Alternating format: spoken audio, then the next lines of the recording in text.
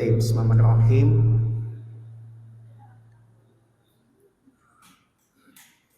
Assalamualaikum warahmatullahi wabarakatuh. Alhamdulillahi ala ihsanih wa syukurlahu ala taufiqi wa amtinani. Asyhadu an la ilaha illallah wahdahu la syarika lahu ta'ziman li sya'nih. Wa asyhadu anna nabiyyana Muhammadan abduhu wa rasuluhu ata ila ridwani. Allahumma shalli wa sallim wa barik alaihi wa ala alihi wa ashabihi wa ikhwanih amma ba'd. Allahumma la sahla illa ma ja'altahu sahla wa anta taj'alul hasna idza syi'ta sahla. Allahumma inni a'udzubika min qalbin la yakhsha wa min du'ain la yusma wa min nafsin la tashba wa min ilmin la yanfa. Allahumma inni a'udzubika min haula'il arba'. Alhamdulillah, pada kesempatan pagi hari ini Allah Subhanahu wa taala pertemukan kita kembali dalam keadaan sehat walafiat, dan kajian kita pada pagi hari ini melanjutkan tafsir ringkas Quran surah Abasa. Di pertemuan terakhir kita baru sampai di ayat yang ke-10, dan di pertemuan hari ini kita lanjutkan dan moga-moga bisa terselesaikan. Tape yang pertama kita review dulu pertemuan yang terakhir, yaitu surat Abasa. Surat yang bisa kita temukan di posisi ke-80 dari 114 surat yang terdapat di dalam Al-Quran. Yang surat ini juga berbicara tentang keimanan, berbicara tentang hari kiamat, sebagaimana surat-surat lain yang terdapat dalam juz Amma. Meskipun di awal-awal Allah Subhanahu wa taala sisipkan tema-tema yang lain, seperti di 10 ayat yang pertama Allah berbicara tentang sebuah peristiwa yang dialami oleh Nabi dan Abdullah bin Umi Maktum. Kemudian Allah Subhanahu wa taala di ayat-ayat selanjutnya juga sempat menyisipkan tema-tema yang lain, yaitu seperti Allah menggugah orang kafir maupun manusia secara umum tentang dari manakah manusia itu berasal. Hendaknya manusia itu memperhatikan dari mana dia mendapatkan makanan, baru kemudian nanti Allah berbicara tentang hari kiamat. Baik, kita lanjutkan. Sekarang kita bahas mulai dari ayat yang ke-11. Allah Subhanahu wa taala berkata, A'udzubillahi minasyaitonirrajim. Bismillahirrahmanirrahim. Qala Allah taala, "Kalla innaha tadhkirah faman syaa'a dzakara." Kata kalla di dalam Al-Qur'an itu bisa bermakna kontradiktif. Ada kalanya kala itu membenarkan statement sebelumnya. Jadi kalau diterjemahkan sungguh-sungguh benar-benar. Tetapi ada kalanya kata kala itu malah membantah statement sebelumnya. Jadi kalau diartikan tidak. Allah Subhanahu wa taala di dalam ayat ini seandainya diartikan yang kedua, tidak. Jangan bersikap seperti itu ya Muhammad, karena sesungguhnya di dalam ajaran-ajaran itu terdapat hal-hal yang memperingatkan orang yang membutuhkan. Barang siapa yang membutuhkan peringatan, maka dia akan mengingat, dan kebalikannya yang tidak butuh peringatan, dia tidak akan mengingat. Para ulama menjelaskan, ini adalah sebuah statement di mana Allah Subhanahu wa taala itu tidak bergantung pada kondisi hamba. Seluruh hamba mau taat, Allah tidak naik derajatnya, atau kebalikannya ketika seluruh hamba itu bermaksiat, Allah tidak turun derajatnya. Sehingga hakikatnya yang butuh kepada Allah itu adalah makhluk, bukan Allah yang butuh kepada makhluk. Kemudian Allah Subhanahu wa taala melanjutkan, fi suhufim mukarramah marfu'atim mutahharah. Yang ajaran-ajaran itu terdapat di dalam suhuf-suhuf yang dimuliakan, ditinggikan, dan disucikan. Para ulama beda pendapat apa yang dimaksud dengan suhuf di dalam ayat ini. Ada yang berpendapat suhuf di dalam ayat ini adalah suhuf yang ada di Lauh Mahfuz, tetapi ada juga yang berpendapat bukan, tetapi suhuf yang Allah turunkan kepada para nabi. Misalnya ayat yang sering kita baca atau sering kita dengar ketika Allah Subhanahu wa taala mengatakan, "Inna hadza lafi suhufil ula suhufi Ibrahim wa Musa." Kemudian Allah Subhanahu wa taala mensifati Al-Qur'an itu dengan sifat yang pertama, mukarramah, dimuliakan. Sifat yang kedua, marfu'ah, ditinggikan. Kata ditinggikan ini bisa mempertegas tentang kemuliaan Al-Quran. Juga oleh sebagian ulama dipahami, etika kita terhadap Al-Quran itu adalah jangan diletakkan di tempat yang rendah. Jadi kalau bapak dan ibu punya Al-Quran, jangan suka ditaruh di bawah, tapi letakkan di tempat yang agak tinggi. Jangan tinggi banget sehingga kita susah mengambilnya, tapi jangan rendah banget seakan-akan kita tidak ada penghormatan terhadap Al-Quran. Mutahharah sifat yang ketiga, yaitu disucikan. Disucikan di sini maknanya apa? Al-Quran itu terbebas dari intervensi manusia. Tidak ada satu manusia pun dari zaman dulu sampai zaman sekarang yang bisa merubah huruf dalam Al-Quran ataupun mengubah isi di dalam Al-Quran. Kemudian Allah Subhanahu wa taala melanjutkan bi aidi safarah kiramim barah. Yang Al-Quran itu pernah berada di tangan-tangan para malaikat yang mereka memiliki sifat mulia dan senantiasa taat kepada Allah Subhanahu wa taala. Untuk kesekian kalinya Allah Subhanahu wa taala memuji sifat malaikat yang hendaknya kita senantiasa berintrospeksi dan mengambil teladan dari sifat malaikat agar kita senantiasa menjadi hamba yang bakal dimuliakan oleh Allah Subhanahu wa taala. Kemudian Allah Subhanahu wa taala berbicara tentang orang kafir. Qutilal insanu ma akfarah. Celaka manusia. Ma di sini ada yang menafsirkan istifham. Jadi kalau diartikan celakalah manusia, apa yang membuat dia kufur kepada Allah. Tapi ada juga yang menafsirkan ma di sini ta'ajjub. Jadi kalau ditafsirkan celakalah manusia, kok bisa-bisanya dia kufur kepada Allah Subhanahu wa taala. Para ulama sepakat ini ditujukan kepada orang-orang kafir Quraisy tatkala surat ini diturunkan.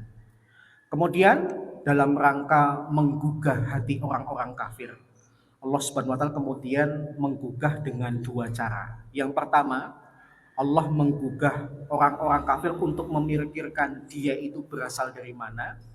Dan yang kedua nanti Allah menggugah kalian itu memangnya dapat makanan dari mana. Yang pertama gugahan Allah adalah agar orang kafir atau manusia itu berpikir min ayyi syai'in khalaqah. Dari manakah Allah menciptakan dia? Allah bertanya, tetapi kemudian Allah berikan jawaban sendiri. Min nutfatin khalaqahu faqaddara. Allah menciptakan manusia itu dari sperma yang ketika Allah ciptakan, Allah berikan takdir atau batasan-batasan. Sebelum kita membahas makna yang terkandung, kita bagusnya memahami dulu di dalam bahasa Arab itu ada beberapa kata sambung yang sering terulang-ulang. Yang pertama ada kata sambung wa yang artinya dan. Yang kedua fa artinya maka. Dan yang ketiga summa yang artinya kemudian. Bedanya wa, fa, dan summa itu apa? Kalau wa itu kata sambung yang menunjukkan kejadian yang berbarengan. Misalnya saya dan Pak Jarod sudah di masjid. Jadi nggak ketahuan apakah saya dulu atau Pak Jarod dulu yang datang di masjid. Itu pakai kata wa. Yang kedua pakai kata fa. Saya maka Pak Jarod sudah hadir di masjid. Bisa saja datangnya bareng, tapi saya di depan, Pak Jarod di belakang. Paham ya? Itu fa. Berarti jarak antara saya dengan Pak Jarod tidak terlalu jauh. Dan yang ketiga, summa kemudian. Kalau kata summa itu menunjukkan urutan dan antara yang satu dengan yang lain jaraknya cukup jauh. Saya, kemudian Pak Jarod tiba di masjid. Berarti saya duluan, beberapa saat kemudian baru kemudian Pak Jarod. Nah, ketika Allah Subhanahu wa taala berbicara tentang proses penciptaan manusia, Allah Subhanahu wa taala menggunakan kata sambung yang hendaknya kita perhatikan. Karena ini nanti nyambung dengan dunia ilmiah. Yang pertama ketika bicara tentang nutfah, bicara tentang sperma, Allah menggunakan kata sambung faqaddara, pakai fa. Menunjukkan berarti sperma itu kalau sudah ketemu dengan sel telur tidak butuh waktu terlalu lama. Dan itu memang demikian. Konon memang sperma itu kalau ketemu dengan ovum cuma butuh waktu sekitar 1 hari saja. Tetapi ketika bicara tentang tahapan berikutnya, summas sabila yassar. Kemudian kami mudahkan jalannya. Kenapa Allah menggunakan kata kemudian? Karena setelah sperma ketemu dengan ovum, tahap berikutnya itu lama. Membutuhkan waktu sekitar 9 bulan 10 hari. Makanya Allah pakai kata summa. Menunjukkan proses manusia itu ada yang mengalami proses yang cepat, tetapi ada juga pakai proses yang lama. Dan Allah Subhanahu wa taala menceritakan tatkala manusia itu dilahirkan, dia lewat sabil, lewat jalan. Sabil itu artinya jalan yang sempit, tapi kalau jalan yang luas itu sirat. Seperti yang kita baca dalam surat Al-Fatihah, ihdinas siratal mustaqim. Sirat itu artinya jalan yang luas. Tapi kalau jalan yang sempit itu dalam bahasa Arab sebutannya sabil. Kenapa Allah menggunakan kata sabil? Ya karena memang manusia itu ketika dilahirkan lewat jalan yang sempit. Tetapi Allah menjamin dengan sebuah kata yassar, tenang saja. Meskipun sempit, aku nanti yang akan mempermudah. Meskipun bayi yang akan dikeluarkan itu besar, jalannya sempit, tetap bisa keluar. Kenapa? Karena dibuat dari daging yang lunak. Seandainya, mohon maaf ya, tempat jalur keluar kita dulu itu keras, wah ngeri. Setiap perempuan berarti harus dibelah perutnya untuk melahirkan. Tapi Allah tidak.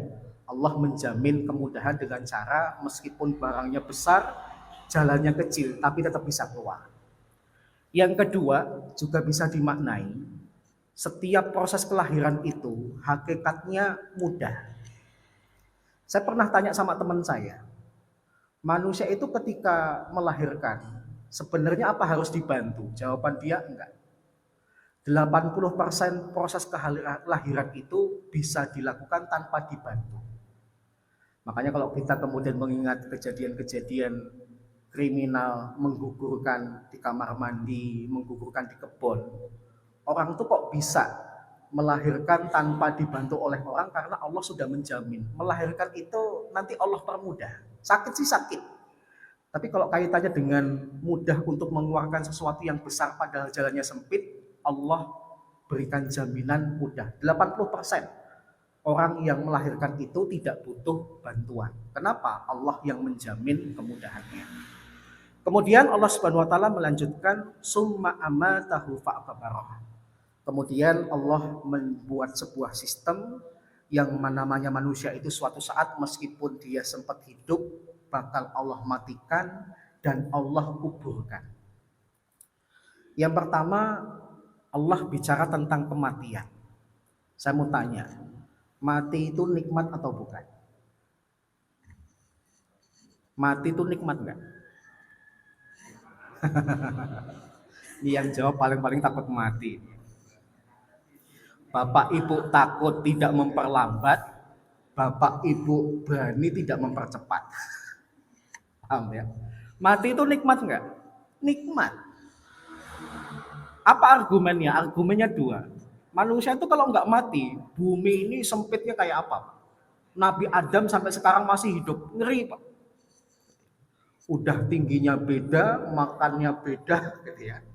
Bumi yang ada orang matinya saja sudah terkesan sesempit ini, apalagi manusia nggak ada yang mati.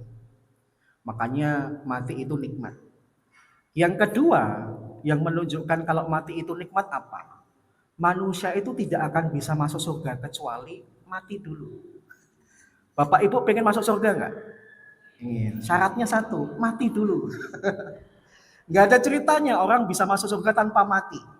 Makanya mohon maaf, saya termasuk yang tidak percaya terhadap ceramah seorang Habib yang mengatakan zaman dulu ada waliullah, ada seorang wali yang mondar-mandir ke surga. Saya tidak percaya Pak. Kalau ketika saya masih kecil belum belajar agama, oke lah saya percaya. Wah ada orang hebat banget, soleh banget, sampai bisa mondar-mandir ke surga. Tapi ketika sudah besar, kita bisa mencari benar atau tidaknya berita tersebut, saya tidak percaya. Kok ada orang yang kemudian lebih hebat daripada Nabi? Nabi saja ketika Mi'raj itu nggak masuk surga beneran, cuma diperlihatkan. Kok ada yang merupakan umat beliau yang statusnya cuma sebagai wali kemudian mondar-mandir ke surga. Padahal masih hidup. Di dalam ayat ini gitu ya, Allah membuat sebuah sistem kalau ingin masuk surga dia mati dulu. Paham ya? Yang kedua, sistem yang Allah informasikan dalam ayat ini apa? Summa amatahu fa'akbar. Kalau manusia itu sudah mati, maka kuburkanlah. Kata sambung yang digunakan apa? Fa. Menunjukkan berarti kalau sudah meninggal, jangan terlalu lama untuk dikuburkan. Dan sebaik-baik pengurusan jenazah itu adalah yang segera dikuburkan. Jadi kebiasaan menunggu famili dari luar kota datang dulu sampai kemudian jenazah diinapkan itu bukan ajaran Islam. Meskipun dalam sejarah kita agak ngelus dada terkait dengan peristiwa penguburan Nabi. Nabi itu ketika masih hidup memotivasi para sahabat untuk segera menguburkan jenazah. Tetapi ketika beliau wafat sendiri agak mengalami penundaan. Karena ketika Nabi itu wafat, para sahabat kemudian bingung yang jadi pengganti Nabi itu siapa. Bahkan saking bingungnya hampir terjadi peperangan di antara para sahabat tatkala terkait dengan pemimpin setelah Nabi itu siapa, sampai kemudian ada salah seorang sahabat yang menasehati, kemudian akhirnya mereka sepakat Abu Bakar yang jadi penggantinya, baru kemudian jenazah Nabi itu dikuburkan. Ini sebuah peristiwa yang memilukan, yang menunjukkan kalau sudah bicara tentang dunia, kadang-kadang masalah akhirat itu terlupakan. Tapi kemudian kalau bicara tentang menguburkan, manusia itu tahu cara nguburin dari mana? Gagap. Kalau kita masih ingat kisah dua anak Nabi Adam, yang satu membunuh yang lain, tatkala sudah membunuh, dia bingung. Jenazah saudaranya ini mau diapakan? Allah kemudian memberikan permisalan, ada gagak yang datang yang habis bertarung, kemudian gagak yang kalah itu mati, kemudian dia kais-kais tanah seakan-akan membuat lubang untuk menguburkan temannya yang mati dalam pertarungan itu. Jadi manusia itu mendapat ide tidak selalu dari dirinya sendiri, kadang-kadang dari lingkungan, dari binatang. Itu kita kemudian mendapatkan inspirasi. Baik, kemudian Allah Subhanahu wa taala melanjutkan summa idza syaa'a ansyara. Kemudian apabila Allah berkehendak, Allah akan bangkitkan manusia. Kemudian Allah Subhanahu wa taala berkata, kalla lamma yaqdima amara. Sekali-kali tidak. Orang kafir itu tidak pernah melaksanakan apa yang Allah perintahkan. Kalau ditujukan kepada manusia secara umum, sekali-kali tidak, manusia itu tidak ada yang bisa 100% melaksanakan perintah Allah. Kalau bicara tentang orang kafir yang tidak melaksanakan perintah Allah, wajar. Jangankan melaksanakan, percaya aja enggak.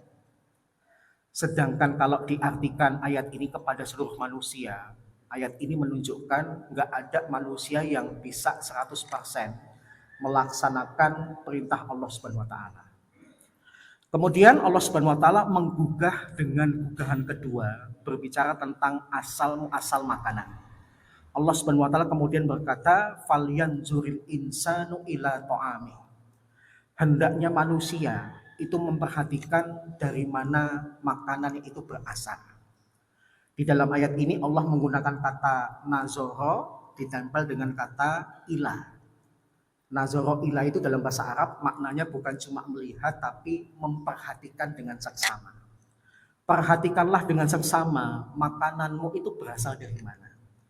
Yang pertama Allah menjelaskan anna sababnal ma'a sabba. Kamilah yang mencurahkan air dari langit. Jadi proses makanan kalian bisa ada itu pertama aku turunkan hujan untuk membasahi bumi. Summa syaqqaqnal arda syaqqa. Kemudian kami membuat bumi itu terbelah. Ada dua penafsiran. Terbelah di sini maknanya air itu kemudian meresap ke dalam tanah. Tetapi ada juga yang menafsirkan air yang Allah turunkan begitu banyak sampai kemudian terbelah-belah menjadi sungai dan ujung-ujungnya menjadi laut. Kemudian selanjutnya Allah Subhanahu wa taala mengatakan fa'ambatsna fiha habba wa inaba wa qadba. Kemudian kami tumbuhkan dari tanah yang sudah basah itu biji-bijian, anggur dan sayur-sayuran. Di dalam beberapa ayat yang akan kita bahas, Allah bicara tentang klasifikasi makanan. Yang pertama yang Allah bicarakan itu biji. Kenapa biji? Karena biji itu identik dengan makanan pokok yang susah dihindari manusia. Dari biji muncullah beras, jagung, gandum, dan sebagainya. Kemudian yang kedua Allah bicara tentang inab, anggur, qadba, sayuran, yaitu jenis makanan yang bisa dihindari alias bukan makanan pokok. Manusia itu konon tanpa makan buah dan sayur tetap bisa hidup. Tapi tidak bisa hidup kalau kemudian tidak makan makanan pokok. Ini pembagian yang pertama. Kemudian pembagian yang kedua, Allah menyebutkan wa zaituna wa nakhla. Ada buah zaitun dan pohon kurma. Buah zaitun, buah yang identik dengan banyak manfaat. Dimakan langsung bisa, dijadiin minyak bisa, dijadiin obat bisa. Kemudian pohon kurma, pohon yang memiliki beberapa manfaat meskipun tidak sebanyak manfaat yang ada pada zaitun. Jadi klasifikasi yang kedua itu Allah bicara tentang ada makanan dengan banyak manfaat, tetapi ada juga makanan yang hanya memiliki beberapa manfaat. Kemudian yang ketiga, Allah berkata wa hada'iqa gulba wa faqihata wa abba. Kemudian Allah Subhanahu wa taala berbicara tentang kebun-kebun yang lebat, buah dan rerumputan. Ada mukjizat linguistik ya yang saya pernah baca dalam sebuah kitab. Di dalam Al-Qur'an itu Allah ketika menyebut buah dengan dua metode. Yang pertama Allah menyebut buah itu dengan bentuk tunggalnya. Yang kedua Allah menyebut buah itu dengan bentuk jamaknya. Kalau nama suratnya itu tunggal, biasanya dan pasti lafal yang Allah sebut buah di dalam ayat itu ya tunggal. Seperti ayat ini. Ayat ini karena bicara tentang abasa, dia cemberut yaitu nabi itu tunggal. Maka kata yang Allah gunakan bicara tentang buah itu bentuknya tunggal. Tapi kalau nanti ada surat yang maknanya itu jamak, maka nanti kata buah yang Allah sebutkan di dalam ayat itu pun juga bentuknya jamak, fawakih. Bentuk tunggalnya fakihah, tapi kalau bentuk jamaknya itu fawakih. Jadi subhanallah menunjukkan Al-Quran itu benar-benar datang dari Allah, bukan karangan Nabi Muhammad. Seandainya itu karangan, kok bisa sempat-sempatnya Nabi ngutak-atik, wah ini suratnya namanya tunggal, buahnya tunggal. Nama suratnya menunjukkan jamak, berarti lafal buahnya juga disebut dengan jamak. Nggak sempat Nabi Muhammad SAW melakukan demikian. Tapi karena ini datangnya dari Allah, maka kita menemukan banyak hal-hal yang menunjukkan mukjizat linguistik yang terdapat di dalam Al-Quran. Misalnya ketika Allah bicara tentang buah. Yang kedua, saya teringat ya, Umar bin Khattab ketika baca ayat ini, beliau mengatakan, adapun fakihah, aku tahu. Tapi kalau abba, aku tidak tahu. Sampai kemudian Abdullah bin Abbas menerangkan, abba itu adalah maknanya rumputan. Baru kemudian Umar bin Khattab paham makna dari kata abba. Saya ngambil pelajaran, Umar bin Khattab memberikan teladan kepada kita. Kita itu kalau memang tidak tahu, lebih baik ngomong tidak tahu daripada kemudian sok tahu. Apalagi kalau itu kaitannya dengan masalah agama. Saya kadang-kadang melihat di YouTube, ada beberapa ustadz ketika ditanya sebuah pertanyaan, jawaban dengan pertanyaan itu nggak nyambung. Atau yang kedua, ditanya tentang sebuah pertanyaan, tapi jawabannya salah. Kenapa bisa seperti ini? Karena ada beberapa orang yang merasa gengsi kalau kemudian tidak menjawab. Mari kita ambil contoh dari sikap teladannya Umar bin Khattab yang jujur mengatakan saya tidak tahu mana apa itu apa. Dan mari kita ambil teladan juga dari Imam Malik bin Anas rahimahullah ketika ada seorang laki-laki dari Tunisia jalan dari Tunisia menuju ke Madinah, jalan selama berbulan-bulan, datang dari Tunisia ke Madinah membawa 30 pertanyaan. Ketemu dengan Imam Malik, 30 pertanyaan itu hanya 10 saja yang dijawab oleh Imam Malik bin Anas. 20 sisanya dijawab apa oleh Malik bin Anas? La adri, saya tidak tahu. Malik bin Anas itu siapa? Gurunya Imam Syafi'i. Malik bin Anas itu siapa? Penyusun kitab hadis Al-Muwatta. Yang kitab Al-Muwatta itu karena begitu hebatnya di zamannya, sampai-sampai khalifah saat itu mengatakan, gimana kalau kitab ini kami jadikan sebagai undang-undang negara. Imam Malik bin Anas mengatakan jangan. Kitabku ini cuma sebagian kecil dari sunnah Rasulullah. Jadikan sunnah Rasulullah sebagai dasar negara, hukum negara, tapi jangan kitabku ini. Orang yang begitu hebat saja, dia kemudian tidak gengsi untuk mengatakan saya tidak tahu. Tapi aneh, ada orang-orang yang tidak sehebat Anas bin Malik, tidak sehebat Malik bin Anas, tidak sehebat Umar bin Khattab. Kalau ditanya masalah agama, semua pertanyaan bisa dijawab. Gitu ya. Waliyadzubillah. Oke, kemudian Allah Subhanahu wa taala melanjutkan, mata'allakum wa li'an'amikum. Semua kesenangan itu aku hadirkan untuk diri kalian dan ternak-ternak kalian. Kemudian baru Allah Subhanahu wa taala berbicara tentang hari kiamat. Allah Subhanahu wa taala berkata, fa idza ja'atis sakhah. Suatu saat nanti akan ada suara yang begitu keras memekakkan telinga. Yang efeknya apa? Yauma yafirul mar'u min akhihi wa ummihi wa abihi wa sahibatihi wa banihi.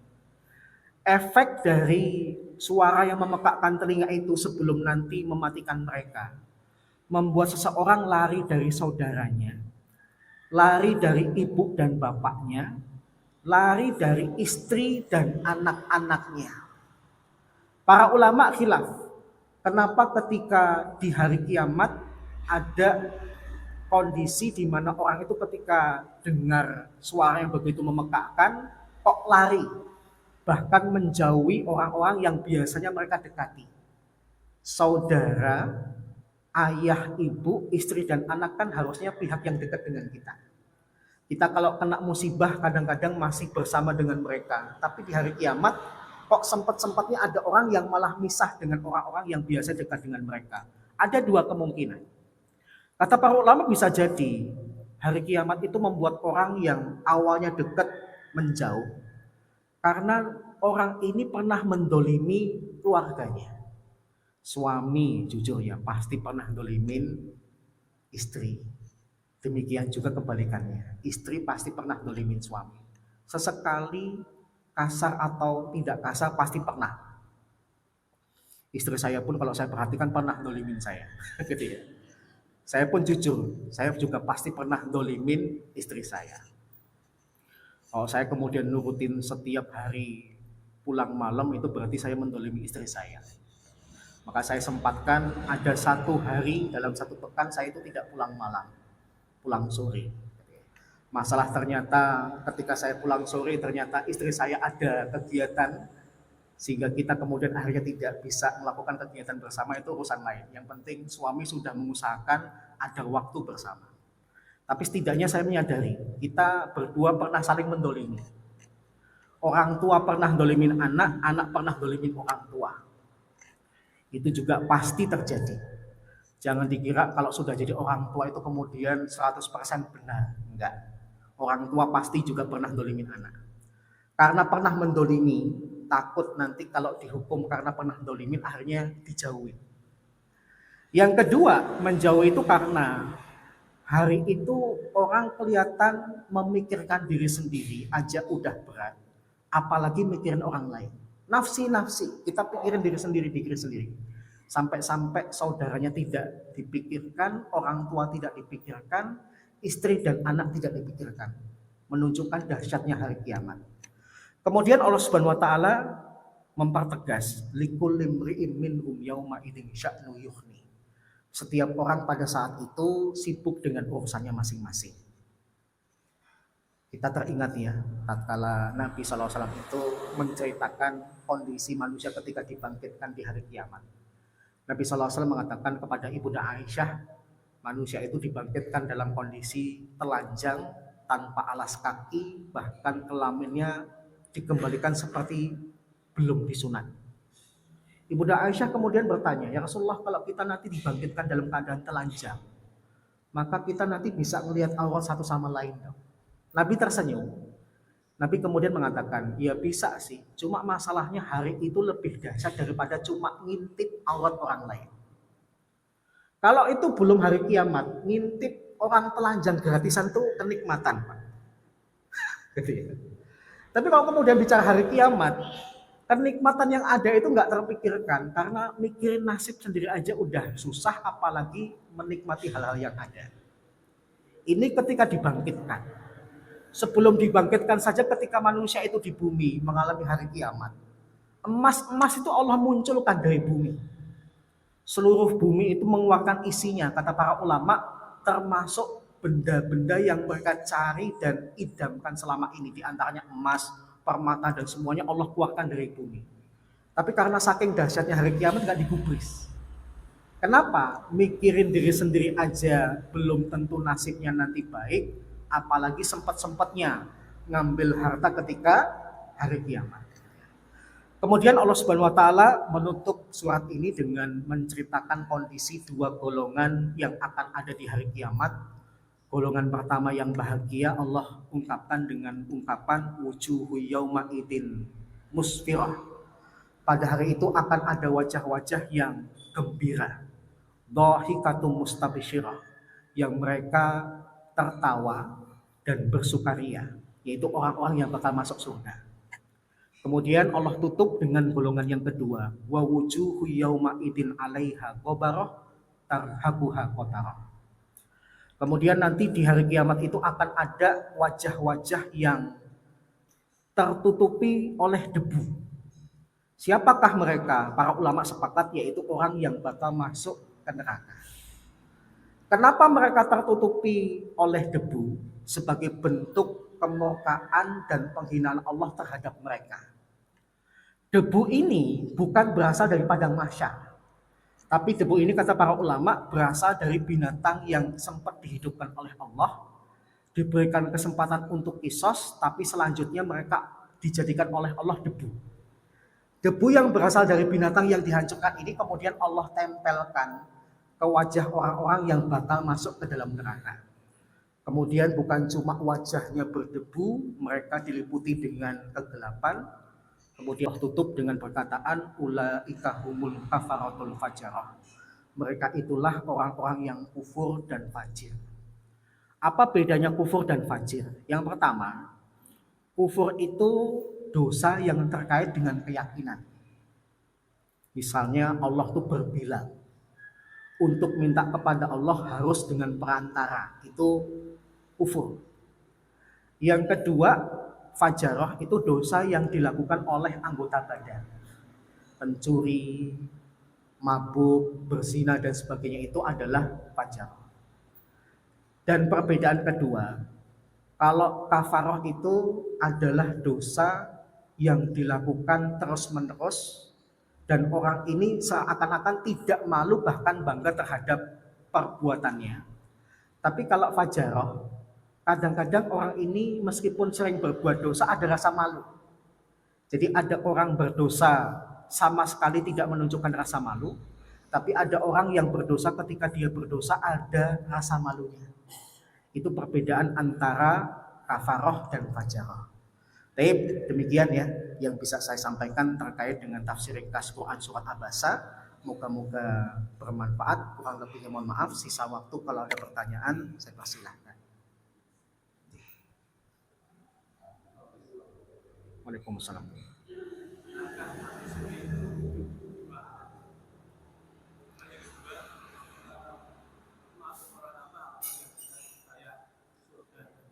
Apa? Yang terakhir? Yang terakhir? Yang terakhir apa?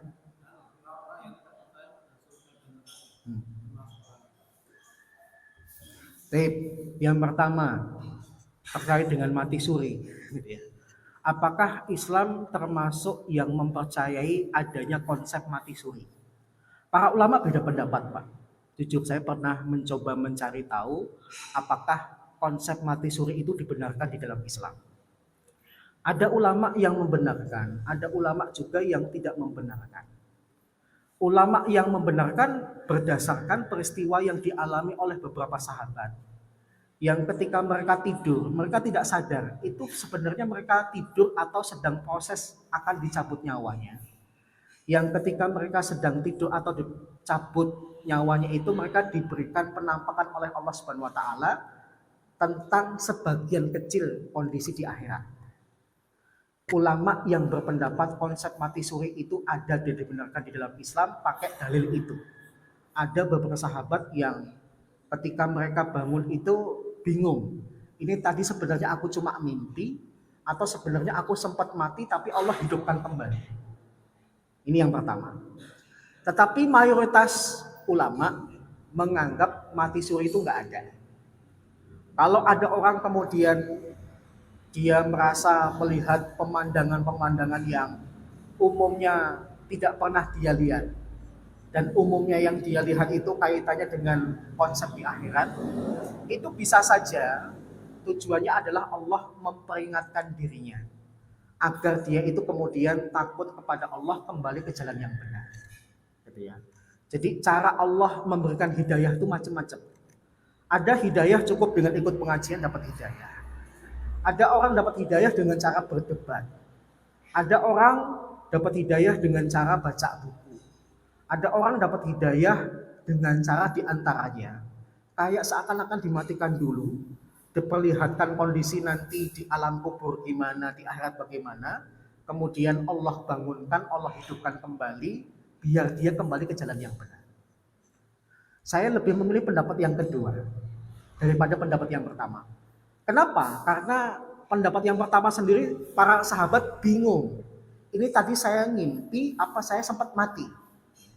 Kalau kemudian para sahabatnya saja bingung, berarti belum bisa dijadikan dalil yang kuat untuk menunjukkan mati suri itu ada di dalam Islam. Paham ya? Wallahu a'lam. Ini yang pertama. Yang kedua, orang yang tidak percaya terhadap surga dan neraka itu disebut apa? Kalau dari segi istilah, orang yang tidak percaya kepada surga dan neraka itu disebut dengan orang kafir. Cuma sebab dia tidak percaya terhadap surga dan neraka itu sebabnya apa dulu? Kalau nanti sebabnya adalah tidak percaya sampai menolak konsep surga dan neraka, maka dia bisa sampai derajat yang kufur akbar. Kalau dia muslim, murtad. Tapi bisa jadi dia tidak percaya surga dan neraka karena menurut dia nggak logis. Tapi yang lain dia imani. Alam barzah, nikmat di kubur, sisa kubur dia percayai, hari kiamat dia percayai, tapi dia nggak percaya cuma surga dan neraka. Karena logikanya belum bisa menerima, dia nanti masuknya kufur asghar. Orang yang kufurnya kecil, tidak sampai murtad di dalam Islam. Wallahu a'lam. Pak Mahmoud, Mas.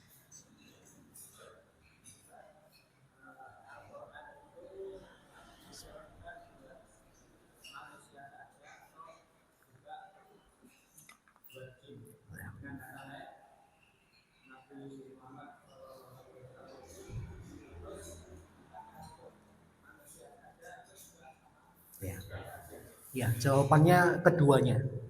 Nabi SAW itu diutus untuk manusia dan jin. Gitu ya. Berdasarkan isyarat dalam surat Al-Jin. Yang kedua, Nabi SAW itu dalam hadis innama bi'ustu lisaqalaini. Sesungguhnya aku itu diutus untuk dua bangsa, yaitu jin dan manusia. Adapun dakwahnya Nabi terhadap jin itu bagaimana? Ada kalanya kita menemukan cara Nabi mendakwai jin. Misalnya ketika Nabi itu bertemu dengan jin, dalam surat Al-Jin itu diceritakan. Kemudian yang kedua, tatkala Nabi itu meruqyah, Nabi kemudian menasihati jin yang mengganggu orang muslim itu hendaknya keluar, kemudian diajak masuk Islam, diperingatkan tentang Islam. Itu bisa kita ambil pelajaran, Nabi juga mendakwai para jin. Yang ketiga, peristiwa tatkala Nabi itu nangkep jin, kemudian ditambatkan di sebuah tiang di Masjid Nabawi. Nggak lama itu kemudian Jibril turun. Ya Muhammad, kenapa jin ini kok kamu tambatkan di tiang ini? Nabi SAW kemudian mengatakan, aku ingin menunjukkan kepada umatku bentuk jin itu kalau nyamar kayak gini. Jibril kemudian mengatakan, nggak usah, lepas. Umatmu mau percaya jin itu ada atau tidak, terserah mereka. Nggak usah. Menunjukkan Nabi itu dari isyarat-isyarat hadis ini juga menunjukkan Nabi diutus kepada dua bangsa. Nah, masalahnya yang jadi titik pembahasan kita cukup kita bahas tentang dunia manusia saja. Nggak perlu kita mengusahakan diri untuk mempelajari dunia jin, karena dunia kita sudah berbeda. Konon ya, kalau saya membaca kitabnya Ibnu Taimiyah, di kalangan jin itu juga ada ulamanya. Di kalangan jin itu juga ada ustadznya. Wallahu alam, apakah di kalangan jin itu juga ada pengajiannya? Sarapan paginya nggak tahu saya. Itu bukan urusan saya. Yang penting mereka sudah dapat dakwah dari Nabi Muhammad, dan jin yang sudah tahu wajib memberitahukan kepada jin yang tidak tahu. Jadi sama. Yang isyarat yang paling jelas itu misalnya seperti yang kita baca berulang-ulang dalam surat Ar-Rahman. Ayat yang paling sering diulang dalam surat Ar-Rahman itu bunyi apa? Fabi ayyi ala'i rabbikuma tukadziban. Kalau satu orang kamu tukadzibu. Tapi karena dua orang tukadziban, kalian berdua. Kalian berdua itu maksudnya siapa? Manusia dan jin. Jadi Al-Qur'an bicara apa yang menyebabkan kalian berdua mengkufuri nikmatnya Allah. Berarti jin itu juga punya beban untuk melaksanakan syariat Nabi Muhammad SAW. Tetapi kita tidak perlu punya usaha lebih untuk tahu dunia jin itu bagaimana. Wallahu a'lam. Bahkan dalam kitabnya Ibnu Taimiyah itu dibahas juga, mungkinkah manusia itu nikah dengan jin? Mungkin nggak Pak? Kalau dalam pembahasan Ibnu Taimiyah itu dikatakan mungkin. Terus anaknya gimana? Ya separuh manusia, separuh jin. Ya. Yang diakui di dalam Islam cuma jin ya. Tapi kalau konsep dewa itu nggak ada. Hercules itu nggak ada. Manusia setengah dewa. Wallahu a'lam. Zik, sama.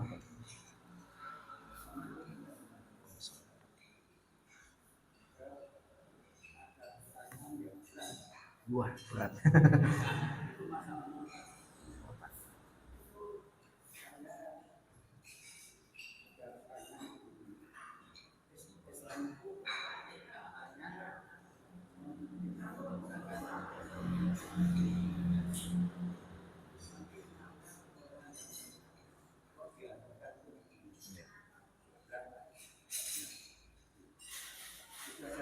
Ya.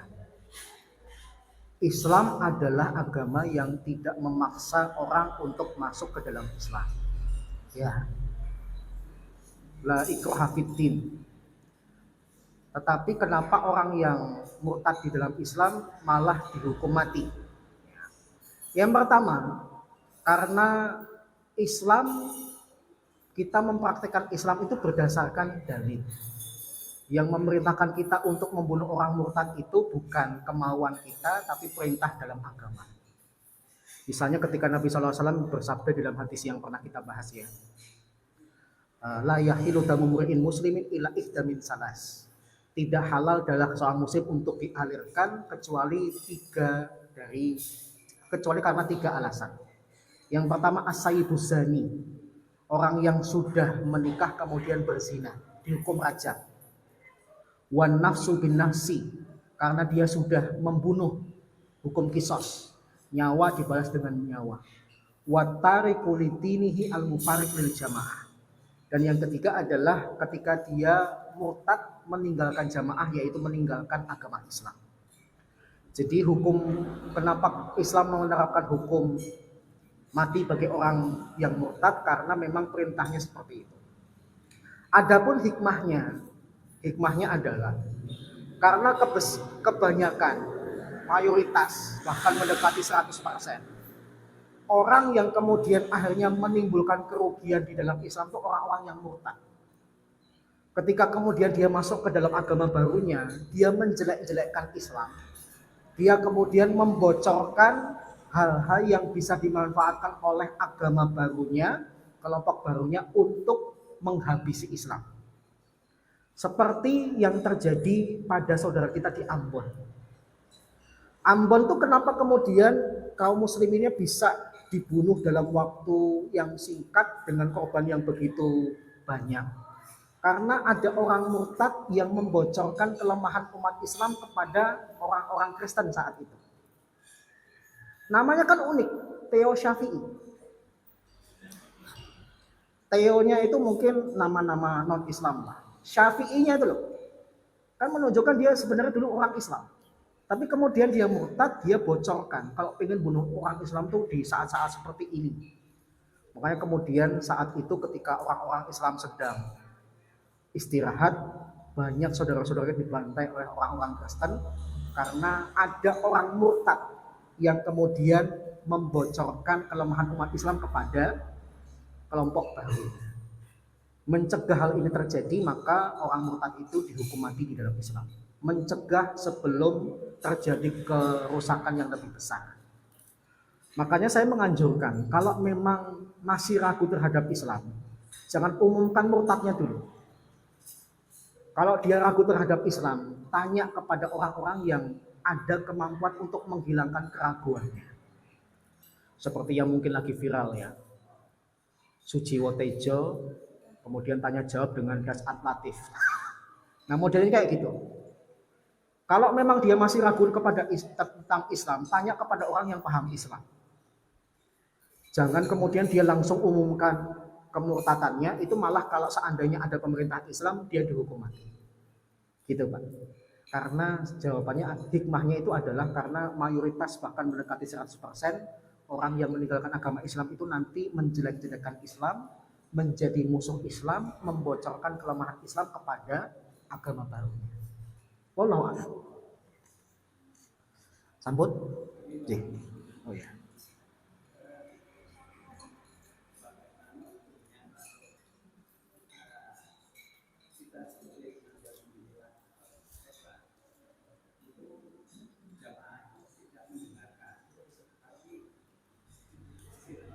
Apa? Tape ya. Memang sebuah fenomena yang sering kita lihat, bahkan alhamdulillahnya saya pernah dengar tanya jawab seperti itu. Di Masjidil Haram ketika sela-sela sholat, habis sholat asar itu ada halakoh yang saat itu dipimpin oleh Syekh Abdullah At-Toyar. Jadi beliau ini mantan pilot tapi kemudian jadi imam Masjidil Haram. Toyar itu artinya pilot. Abdullah At-Toyar. Ditanya kepada beliau, apa hukumnya menghadiri pengajian tapi kemudian orang itu asik dengan berpikir? Beliau kemudian mengatakan, menghadiri pengajian itu sudah termasuk zikir. Maka tidak perlu kemudian diiringi dengan zikir yang lain. Karena manusia itu susah untuk melakukan dua hal yang sama di waktu yang sama. Pak Margono ngomong, Pak Jarod ngomong gitu ya. Saya susah menerimanya dengan baik. Maka beliau menganjurkan kalau dalam pengajian itu nggak usah istighfar, nggak usah zikir karena majelis pengajian itu sudah termasuk majelis zikir. Yang kedua, beliau kemudian akhirnya mengatakan seandainya pun memang zikir itu harus dilakukan karena mungkin terhimpit dengan dua ibadah. Habis asar kan waktunya zikir petang. Tapi habis asar kok juga ada pengajian. Supaya zikir petangnya bisa dilakukan, pengajiannya ya bisa dilakukan, maka adalah jangan sampai kegiatan zikir itu mengganggu konsentrasi kita mendengarkan pengajian. Jadi utamanya nggak usah zikir, tapi seandainya kemudian berzikir, pastikan zikir kita tidak mengganggu kalau kita mendengarkan pengajian. Jadi kalau dihukumi haram tidak sih saya, makruh. Karena tidak ada sahabat yang ketika Nabi itu bertausiah zikir. Tidak ada sahabat yang ketika Nabi bertausiah kemudian asik dengan ibadahnya sendiri. Nggak ada. Semua sahabat itu kalau Nabi bertausiah fokus. Karena majelis ilmu itu kan di dalam hadis juga disebut dengan majelis dzikir. Bahkan di dalam hadis itu dikatakan sesungguhnya Allah tuh memiliki malaikat yang safaroh, memiliki malaikat yang senantiasa keliling yang mencari majelis dzikir untuk didoakan kebaikan dan didoakan moga-moga Allah mengampuni dirinya. Dan para ulama sepakat yang dimaksud dengan majelis dzikir itu apa? Majelis ilmu. Majelis ilmu. Meskipun ada juga yang menafsirkan majelis dzikir itu seperti yang dibuat oleh mendiang Ustaz Arifin Ilham, dzikir bareng-bareng. Wallahu a'lam. Tapi yang kita temukan dalam kitab-kitab fikih klasik itu adalah majelis ilmu pengajian, itu termasuk majelis dzikir. Wallahu a'lam. Baik, demikian sih. Moga-moga bermanfaat. Kurang lebihnya mohon maaf. Mari kita tutup bersama dengan doa kafaratul majlis dan hamdalah. Subhanakallahumma wa bihamdika asyhadu an la ilaha illa anta astaghfiruka wa atubu ilaik. Alhamdulillahirabbil alamin. Assalamualaikum warahmatullahi wabarakatuh.